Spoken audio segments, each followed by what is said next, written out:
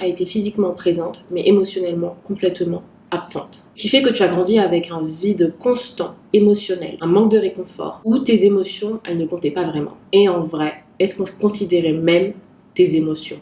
Aujourd'hui, tu ressens du coup ce vide constant au sein de tes relations, dans ta capacité à t'ouvrir, mais surtout cette capacité à trouver cette paix intérieure en toi. Tu as du mal à te connecter à ton énergie féminine. Si je te disais que cet abandon émotionnel est peut-être la cause. Alors dans cette vidéo, c'est ce qu'on va voir aujourd'hui. Allez, c'est parti. Hello les amours et welcome back sur ma chaîne Rise and Glow. Moi c'est Aïs. Si t'es nouveau sur ma chaîne, écoute, bienvenue. J'aide les femmes ambitieuses à se libérer du mode de survie et du fardeau émotionnel en se reconnectant à leur énergie féminine. Alors si ce genre de contenu te plaît, n'hésite pas à t'abonner ici. Tu retrouveras également cet épisode sous forme de podcast sur Spotify et Apple Podcast, donc n'hésite pas à noter le podcast sur ces différentes plateforme. Aussi, dans la boîte de description, tu trouveras mes produits gratuits que j'ai créés spécialement pour toi, que ce soit le plan Glow Up ou le planificateur pour se reconnecter à l'énergie féminine. Donc n'hésite pas à consulter ces produits, je les ai créés pour toi. Et cette vidéo, je la fais vraiment avec beaucoup de compassion parce que je me rends compte, en parlant avec beaucoup de personnes, en parlant avec beaucoup de mes coachés, en parlant avec beaucoup d'autres femmes et aussi de ma propre expérience, que le point émotionnel est très important et n'a pas forcément été donné à tous. Et c'est avec beaucoup de compassion du coup que je fais cette vidéo, sincèrement. Alors déjà, avant de commencer la vidéo, qu'est-ce que l'abandon émotionnel? C'est quelque chose déjà dont on ne parle pas forcément et qui est pourtant bien présent. L'abandon émotionnel ne veut pas dire que ta mère a quitté le foyer. Non, ta mère est bien présente, mais elle ne remplit pas tes besoins émotionnels, tes besoins affectifs. Et du coup, en fait, ne valide pas tes émotions. Un petit peu comme si on ne t'offrait pas en réalité un amour inconditionnel. Ça t'a fait peut-être ressentir que tu étais trop, que tu avais besoin de beaucoup trop d'attention, que tu étais beaucoup trop sur ses côtes, que tu lui demandais beaucoup trop d'attention. En fait, tu avais juste besoin de réconfort et de ce côté émotionnel. Et en fait, le truc, c'est que quand tu étais petite, tu n'avais pas les mots pour le dire. Donc, la seule chose que tu trouvais, c'était peut-être de t'accrocher à ta maman pour justement qu'elle puisse répondre à ce besoin émotionnel que tu avais, mais elle ne le savait pas. Et elle ne l'a pas fait. Elle a ignoré ou minimisé tes émotions constamment, te laissant parfois gérer des choses beaucoup trop lourdes, des choses qu'un enfant ne doit pas gérer. Et parfois, en fait, ça va même jusqu'à l'âge adulte où tu te sens très rapidement, en fait, prendre le rôle de l'adulte dans tes relations avec tes parents. Ou plus précisément ici avec ta mère. Ça peut également arriver quand ta maman est beaucoup trop préoccupée, par exemple avec le stress du travail, ou si ta maman par exemple t'a élevée toute seule, ou si ta maman elle-même n'a pas aussi reçu le réconfort émotionnel dont elle avait besoin quand elle était enfant. Et je le dis très souvent en fait, une personne ne peut pas te donner ce qu'elle ne sait pas et ce qu'elle n'a pas en elle. Alors probablement, tu vois, et je le dis vraiment avec beaucoup de compassion, ta maman elle-même n'a pas reçu aussi le réconfort émotionnel dont elle avait besoin quand elle était petite. Et quand tu regarderas, par exemple, si tu te retrouves dans cette situation, tu verras très rapidement que ta mère elle-même n'a pas reçu de réconfort émotionnel par sa propre mère, donc par ta grand-mère. Et en fait, c'est juste un schéma qui continue à se répéter constamment sans que les personnes s'en rendent compte. Et du coup, aussi ta mère, aujourd'hui, reçoit l'impact de ce manque d'attention qui se reflète clairement dans ton énergie féminine qui très souvent va être brisée, bloquée, tout simplement oppressée. Ce qui fait qu'en fait, ta mère, elle ne voit pas tes problèmes, elle voit que ses problèmes. Ouais. Et elle n'est omnibulée que par ça. Donc le manque d'affection affective va clairement se faire ressentir dans cette énergie féminine qui va être bloquée en toi. Ce qui fait qu'une enfant, puisque là je vais parler vraiment aux femmes, qui se construit sans cette réserve émotionnelle, en manquait clairement en étant enfant, dans l'âge adulte, et ça se reflète clairement dans son énergie féminine, mais aussi avec les différentes relations qu'elle va attirer. Très souvent, tu vas attirer des hommes émotionnellement indisponibles, ou tu vas être complètement dans ton énergie masculine, ou tu vas être aussi drainé, épuisé, en dépression, parce que de toute façon, tu ne sais pas comment toi-même t'apporter ce côté émotionnel, parce que tu ne l'as jamais eu, et du coup, en fait, tu vas le chercher à l'extérieur de toi. Tu vois, normal, tu ne l'as jamais reçu de ta mère, du coup tu continues en fait indirectement à le chercher dans l'âge adulte. Et tu essaies en fait de reproduire en quelque sorte les schémas que tu as déjà vécu en allant chercher ce côté affectif auprès de personnes, mais ces personnes elles sont indisponibles émotionnellement, mais pour toi en fait c'est ce que tu connais. Et indirectement ce que tu essaies de faire, c'est de prouver à ces personnes qui sont émotionnellement indisponibles: hey, laisse-moi te prouver que je mérite de recevoir ce côté émotionnel. C'est comme si tu essayais de changer en fait ces personnes pour qu'elles puissent voir la valeur et qu'elles puissent en fait te donner de l'amour affectif, de l'amour que tu n'as jamais reçu. Mais je te le dis, ça ne fonctionne pas comme ça. Et il va falloir bien sûr faire ce travail en soi pour voir en fait qu'est-ce qui bloque, pour te donner cet amour d'abord à toi et ensuite vibrer haut et attirer les bonnes personnes pour toi. Alors maintenant, voyons ensemble quelles sont les conséquences de cet abandon émotionnel de ta mère sur ton énergie féminine. Alors, si tu te retrouves déjà dans ce genre de contenu, je t'invite à réserver 30 minutes gratuites avec moi. Le lien est dans la description. Je n'ai uniquement que 2 places que j'ouvre par semaine. Donc, n'hésite pas à réserver ta place dès maintenant. On en parle ensemble. C'est gratuit. C'est pour toi. Également, j'ai écrit un livre. Et si je mourais demain, j'ai l'impression que tout le monde ne sait pas. Donc, je le redis comme ça. Une des vidéos juste ici, quand j'ai publié mon livre. Le livre est disponible sur Amazon. Donc, tu peux le commander sur l'ensemble des plateformes marketplace Amazon. Donc, consulte le lien aussi en description. La première conséquence, c'est que tu ressens insécurité émotionnelle constante. Tout le temps, cette insécurité, elle est là en toi et tu n'arrives pas à la retirer. Du mal à faire confiance aux autres. Tu ressens ce vide émotionnel en toi, ce truc de se dire: j'ai l'impression qu'il me manque quelque chose, mais je ne sais pas c'est quoi. J'ai besoin d'amour, mais je ne sais pas aussi comment l'exprimer. Et aussi ce truc de se dire: j'arrive aussi pas à me sentir en sécurité. Soit en sécurité avec toi-même, mais aussi en sécurité avec les autres. Du coup, ce que j'ai expliqué, c'est que tu as du mal à faire confiance aux autres. Qui se retrace aussi par beaucoup d'anxiété, tu vois, de l'anxiété excessive. Et le point principal, c'est que tu demandes en vrai et tu cherches à voir si les gens ils vont t'abandonner. Parce qu'en fait, au final, c'est ce que tu as vécu. C'est un abandon émotionnel. Ce qui me ramène à l'histoire d'une de mes coachées qui me disait: j'ai l'impression en fait d'avoir tout pour être heureuse, mais de chercher à chaque fois la petite bête pour voir si la personne en fait elle va m'abandonner. En fait, on va tester, voir si la personne elle va nous abandonner, voir qu'en fait il y a une faille, qu'en fait c'est beaucoup trop vrai, beaucoup trop beau pour être vrai, et qu'il y a quelque chose qui va mal se passer et qui va faire que la personne elle va nous abandonner parce que pourquoi en fait la personne elle nous abandonnerait pas? Ma propre mère m'a abandonnée. Et c'est le raisonnement en fait qu'elle va avoir et qu'elle a eu qui fait que la plupart du temps on va saboter nos relations quand elles vont être saines, mais c'est très rare d'avoir des relations saines quand on est dans ce mindset, je ne vous le cache pas.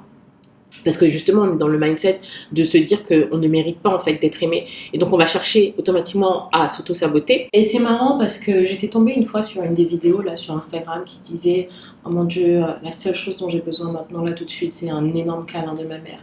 Parce que cette personne, tout simplement, elle a pu avoir ce côté émotionnel qui a été satisfait dans son enfance. Mais pour beaucoup de femmes, ce côté émotionnel n'a pas été satisfait, n'a pas été rempli durant l'enfance. Donc, par exemple, faire un câlin à sa mère à l'âge adulte, ça fait plutôt bizarre, voire même inimaginable.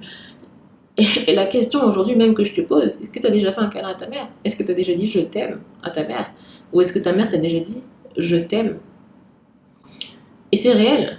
On s'en rend pas compte, et le poids dans la société aussi dans le poids aussi des sociétés africaines, c'est quelque chose qui n'existe pas, et c'est quelque chose dont les gens en fait sont en train de rigoler aujourd'hui sans se rendre compte en fait de la conséquence réelle que ça sur les enfants, sur du coup les générations futures, et que c'est une réelle question, c'est un réel besoin nécessaire à donner à l'humain, et on se rend pas compte de ce poids important. Et Dieu merci, aujourd'hui voilà, je fais des vidéos, j'en parle, et je parle aussi de ma propre expérience, mais c'est réel en fait. Et tant qu'on continue à minimiser ça ou à dénigrer ça, à se dire non mais ça ce sont des trucs de babtou, ça c'est, il y a d'autres problèmes dans la vie, on ne se rend pas compte en fait des besoins nécessaires de l'être humain.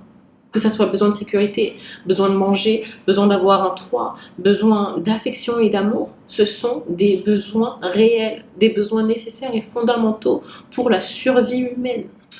La conséquence numéro 2, c'est que tu vas être complètement déconnecté de ton intuition et de tes émotions. Le truc, c'est que quand tu as vécu un abandon émotionnel de ta maman, tu as souvent été dans des cas où elle t'a dit: c'est pas grave, arrête de pleurer, c'est rien, pourquoi tu ressens ça, pourquoi tu penses comme ça, il faut que tu changes la façon de penser, ta façon de penser n'est pas bonne. En fait, on va réprimer tes émotions, on va réprimer tes pensées, on va dire que ce que tu penses, ce que tu dis, c'est faux, c'est incorrect, et tu ne Tu ne peux pas penser comme ça, tu n'as pas le droit de penser comme ça. Et surtout, la façon dont tu penses est incorrecte. Ce qui fait que tu vas douter de toi. Bah oui, toute ton enfance, on t'a dit, c'est pas bon. Ce que tu dis, c'est pas bon. Comment tu penses est incorrect. Donc, il faut que tu changes. Ce qui fait que, à l'âge adulte, dès lors que tu vas penser à quelque chose, inconsciemment, en fait, tu as ces paroles qui sont toujours dans ton subconscient. Et je le dis à chaque fois, le subconscient, c'est 95% de ton cerveau et 95% du coup de la façon dont tu agis inconsciemment. Tu vas agir sous ce prisme d'avoir été conditionné par le fait que ce que tu dis, comment tu penses, ton intuition est bonne. Et quand tu vas commencer à penser comme ça, ben, tu vas douter de toi. Tu ne vas pas avoir confiance en toi. Tu vas avoir du mal à comprendre ce que tu ressens. Et tu vas constamment chercher à valider tes émotions à l'extérieur, tu vois. Et le truc, c'est que tu vas être super anxieuse. Tu vas être aussi beaucoup en dépression ou en burn-out parce que tu vas ressentir quelque chose, ton corps va te communiquer une certaine émotion, mais ton mental va te dire non, t'as pas le droit de penser comme ça, non, ce que tu es en train de vivre n'est pas la réalité. Et en fait, tu as une dissociation et une dissonance des deux. Ton corps et ton mental ne sont pas coordonnés, tu vois, c'est comme si c'était deux entités et tu es absolument déconnecté de ton corps et du coup de tes émotions, parce que tu penses qu'au final, ce que tu ressens et ce que tu vis n'est pas la réalité. Et dès lors que tu penses comme ça, dès lors que tu vis comme ça, tu ne peux plus te faire confiance parce que tu bases du coup tes actions sur quoi? Sur quelle action? Si tu as peur, ton mental te dit non, tu n'as pas le droit d'avoir peur. Alors que par exemple, il y a un danger. Ton corps te dit hey, je pense que cette relation elle est toxique. Ton mental te dit non.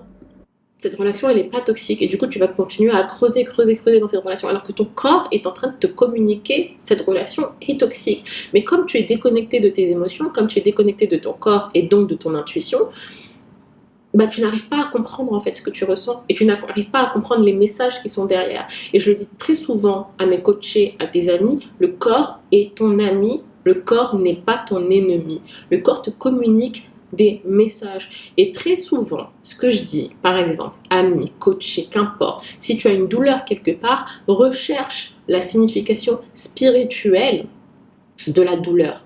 Et tu verras, très souvent, c'est lié à un mal-être que tu as vécu tout le temps. Donc, par exemple, donc je vous ai fait une vidéo la semaine dernière en vous parlant d'un épisode qui m'était arrivé avec ma mère. Et juste avant l'appel, au moment où je vois le téléphone sonner, donc je vois que c'est ma mère et que l'anxiété commence à arriver. Je sors pour prendre l'appel parce que j'étais dans une formation et je me heurte l'orteil gauche, le gros orteil gauche sur la marche de l'escalier. Mon gros orteil m'a fait mal pendant une semaine. Donc je pense même peut-être avoir même un hématome sous l'ongle. Et j'ai recherché en fait pourquoi j'avais une douleur exactement à cet orteil-là et quelle est la signification problème avec la mère. Donc le corps vous parle. Rien n'est un hasard dans la vie. Rien. Et tant que vous n'avez pas compris ça, en fait, ben, c'est très difficile d'avancer. Le corps vous parle, les douleurs que vous avez dans votre corps vous parlent. Si vous avez mal au ventre, si vous avez mal aux hanches, si vous avez mal aux pieds, si vous avez mal au coude, allez rechercher quelle est la signification spirituelle de la douleur. Qu'est-ce que votre corps essaye de vous communiquer tant bien que mal et évitez d'aller prendre des médicaments à chaque fois pour aller taire les émotions que votre corps est en train de vous dire. Ouais, et puis là, d'un coup, j'ai quelque chose qui me revient en tête. C'était que une fois, ma mère a retrouvé une note que j'avais marquée dans un de mes cahiers où en fait, j'étais petite hein, en plus, où j'avais écrit quelque chose sur un membre de ma famille en mode je n'aime pas cette personne. Je me souviens très bien de ce que j'avais écrit. Et ma mère, elle a retrouvé la note. Elle m'a dit c'est toi qui as écrit ça? Je fais oui. Elle m'a dit pourquoi t'as écrit ça? Pas bien d'écrire des trucs comme ça. Du coup, elle l'a déchiré. Mais jamais j'ai eu le pourquoi tu as écrit ça, est-ce que cette personne t'a fait quelque chose? Et ce qui fait que quand on est petit, quand j'étais petite, ben, en fait, on réprime ses émotions. À se dire que ben, ce qu'on ressent, c'est pas juste. Ce qu'on ressent, on n'a pas le droit de le ressentir. Ce qu'on ressent, c'est faux. Et ça nous force à aller au-delà en fait de nos émotions, de nos ressentis, de notre intuition, de se dire que ah mais cette chose elle est mal, mais de toute façon qui je suis pour dire que cette chose elle est mal parce que ce que je ressens de toute façon c'est faux. Et bien entendu cette personne était pas bien, cette personne elle faisait du mal. Ouais, j'imagine qu'à l'époque j'étais déjà en train de journaler différemment. Ça vous suit toute la vie si on ne fait pas le travail sur soi en fait. Et c'est hyper important du coup de se reconnecter à soi, de se fier en fait à ce qu'on ressent et à ses émotions. Hyper important. Et de ne pas être déconnecté en fait de ça. Hey, si t'es jusque là et que tu apprécies le contenu, s'il te plaît, abonne-toi à la chaîne et aussi like la vidéo. Ça aide à proposer ce contenu à d'autres femmes qui sont également dans ce genre de situation et surtout à augmenter la prise de conscience par rapport à ces sujets qui sont super importants. Donc aide-moi pour ça s'il te plaît et on retourne à la vidéo. La troisième conséquence d'avoir reçu un abandon émotionnel par sa maman, c'est que tu vas toujours penser que tu es un fardeau pour les autres.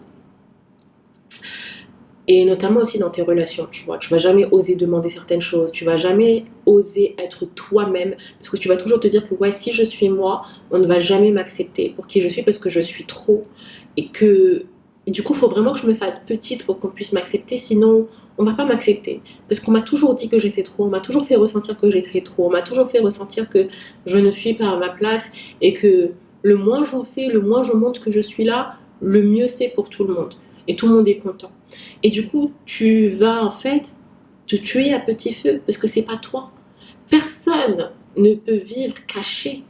On n'est pas là pour vivre caché, on est là pour vivre et vivre de manière authentique avec soi. Ce qui fait que très souvent, tu vas aller prendre soin des autres. Tu vas aller prendre soin des autres plus que tu ne prends soin de toi. Bien entendu, hein, pour toi, en fait, tu te dis, moi, je suis inexistante et je vis par procuration. Je vis parce que je me suis occupée des autres. Limite, j'ai le droit de vivre parce que je me suis occupée des autres. J'ai le droit à la vie, à être heureuse parce que je prends soin des autres. Mais du coup, je te pose la question. Qui prend soin de toi? Qui prend soin de toi? Sincèrement, pose-toi la question. Et le truc, et je le répète encore souvent dans mes vidéos, l'exemple de l'avion que j'adore, mettez votre masque avant de le mettre aux autres. Tu ne peux pas aller t'occuper des autres si tu ne t'es pas occupé de toi. Quels sont tes besoins? Est-ce que tu les as remplis? Est-ce que tu les as satisfaits avant d'aller satisfaire les besoins de Pierre-Paul Jacques? Tu vas tout le temps t'excuser, tu vas limite t'excuser d'exister, de déranger, de demander de l'aide. Excuse-moi, pardon, excuse-moi, j'ai un truc à dire. Pardon, j'ai fait ça. Tu t'adaptes aux autres, tu changes ton planning pour les autres, tu fais tout pour les autres.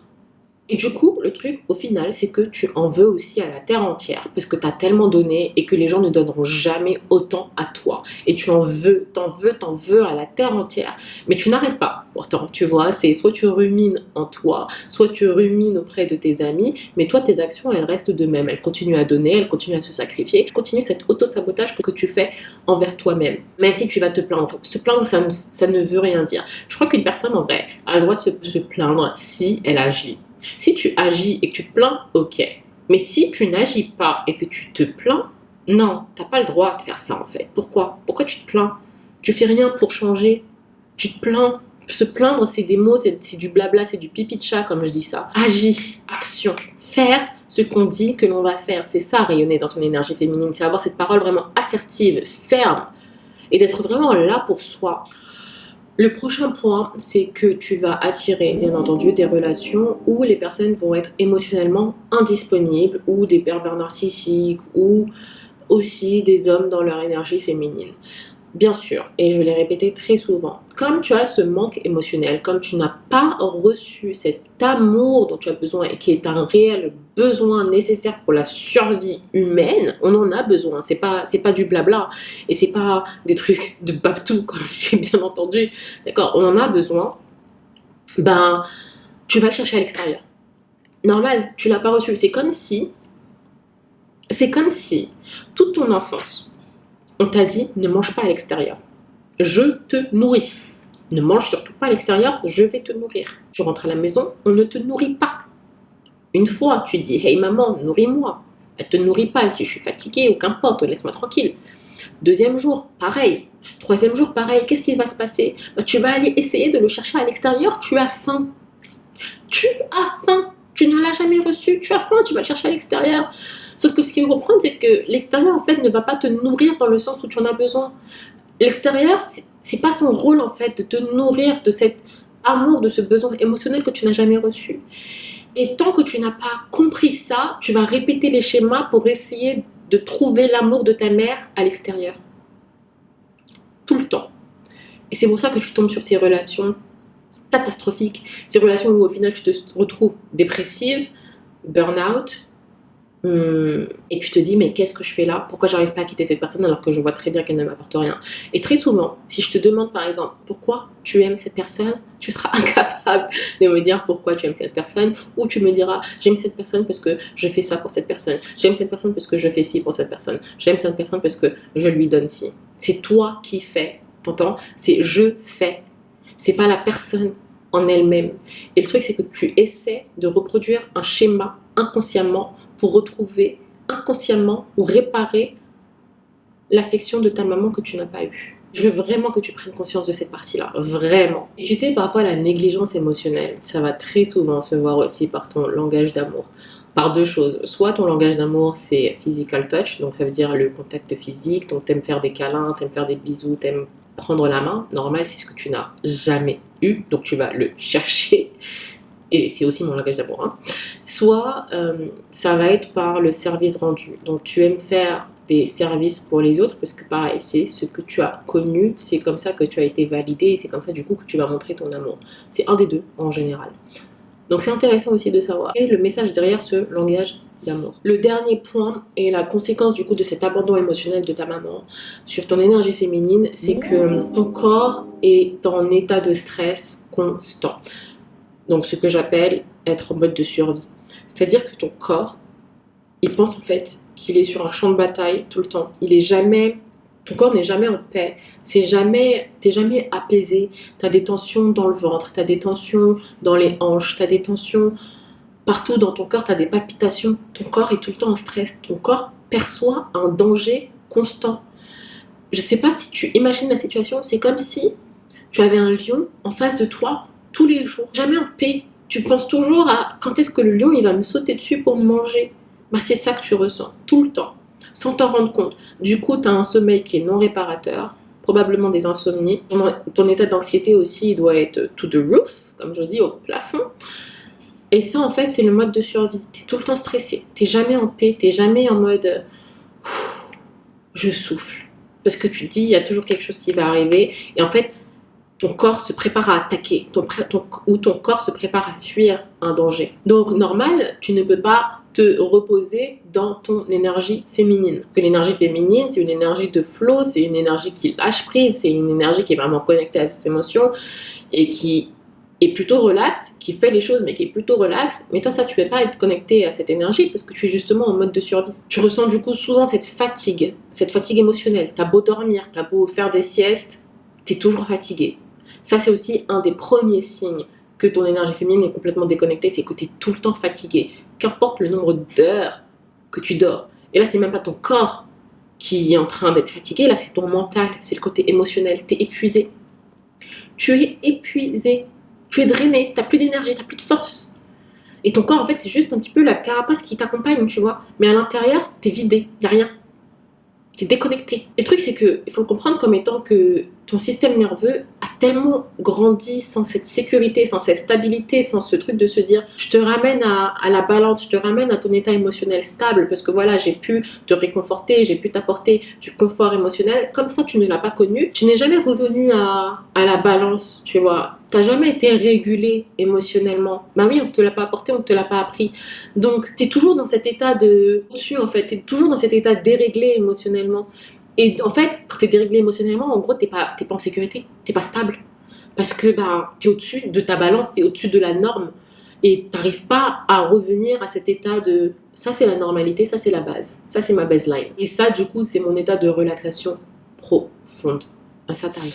Et voilà les amours, la vidéo se termine, j'espère qu'elle vous aura plu. N'hésite pas, si tu te retrouves encore une fois dans ces exemples, à réserver tes 30 minutes gratuites avec moi. On en parle. On se retrouve la semaine pour une nouvelle vidéo. En attendant, prends soin de toi et gros bisous.